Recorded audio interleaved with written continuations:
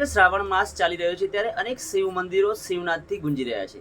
ત્યારે અહીં સ્થાનિક એવા સપ્તેશ્વર મહાદેવ મંદિરની વાત કરવામાં આવે તો સપ્તેશ્વર મહાદેવ મંદિર ખાતે પણ ખૂબ મોટી સંખ્યામાં શિવ ભક્તો ઉમટતા હોય છે અને શિવ ભગવાનના દર્શન કરીને પોતાની ધન્યતા અનુભવતા હોય છે। ત્યારે શિવ મંદિર સપ્તેશ્વર દ્વારા એક ખાસ જાહેરાત બહાર પાડવામાં આવી છે।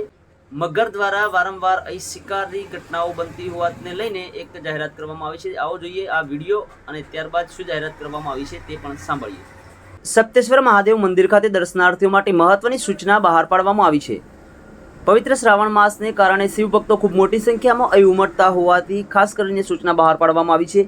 વલાસણા ગામ અને ફુદેડા ગામ નજીક આવેલા સપ્તેશ્વર મહાદેવ મંદિરમાં દર્શન માટે આવતા જતા લોકો માટે ખાસ સૂચના બહાર પાડવામાં આવી છે। સાવધાન થવા જેવી એક ઘટના સામે આવી છે। 14 ઓગસ્ટ 2025ના રોજ બપોરે 2:30 વાગ્યે નદી કિનારે એક મગરે કૂતરાનો દબોચી શિકાર કરતા સ્થાનિકોએ આ તમામ વિડીયો કેમેરામાં કેદ કર્યો હતો। આ બાબતને લઈને મંદિરના ટ્રસ્ટ પ્રમુખ કરશનભાઈએ અપીલ કરી છે કે નદીમાં સ્નાન કરવા માટે કોઈએ જવું નહીં।